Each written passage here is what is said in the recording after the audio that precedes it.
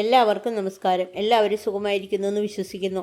ഇന്ന് നമ്മൾ ഉണ്ടാക്കാൻ പോകുന്നത് തട്ടുകടയിൽ കിട്ടുന്ന പോലുള്ള ചിക്കൻ ഫ്രൈ ആണ്. ചിക്കൻ ഫ്രൈ ഉണ്ടാക്കാനായി ഞാൻ എടുത്തത് 6 പീസ് കോഴിക്കാലുകളാണ്. ഇത് ഏകദേശം 800 ഗ്രാം കാണും. ഇത് തൊലി കളഞ്ഞ് ഉപ്പുവെള്ളത്തിൽ കഴുകി വരഞ്ഞ് മാറ്റിവെക്കുക. ഇനി ചിക്കനിൽ പുരട്ടാൻ മസാല ഉണ്ടാക്കാം.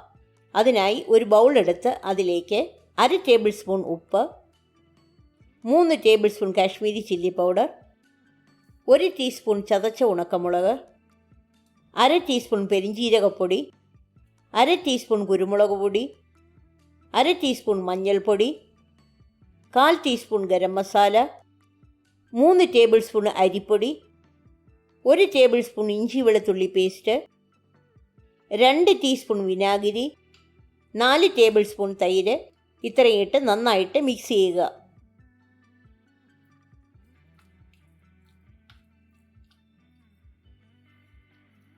ഈ മസാലക്കൂട്ട് ചിക്കനിൽ ഒഴിച്ച് നന്നായിട്ട് പുരട്ടുക.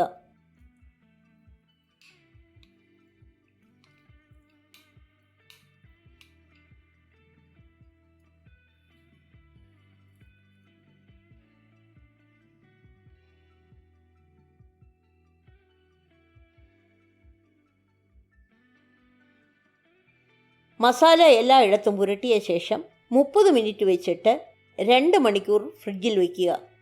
എത്രയും സമയം മസാല പുരട്ടി വയ്ക്കുന്നുവോ അത്രയും രുചി കൂടും. ഇത് 2 മണിക്കൂർ ഫ്രിഡ്ജിൽ വെച്ചിട്ടെടുത്ത ചിക്കനാണ്.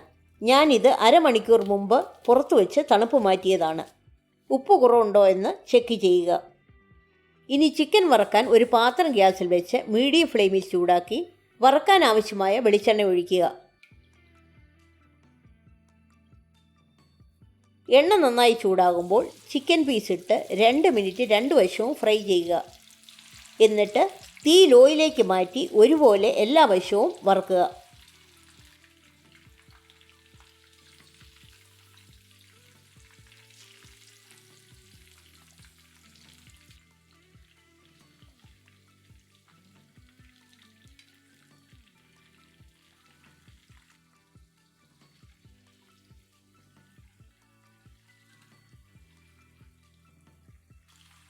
ചിക്കൻ കോരിയെടുക്കുന്നതിന് മുമ്പ് അല്പം കറിവേപ്പില കൂടിയിട്ട് ഏതാനും സെക്കൻഡ് വീണ്ടും മൂപ്പിക്കുക.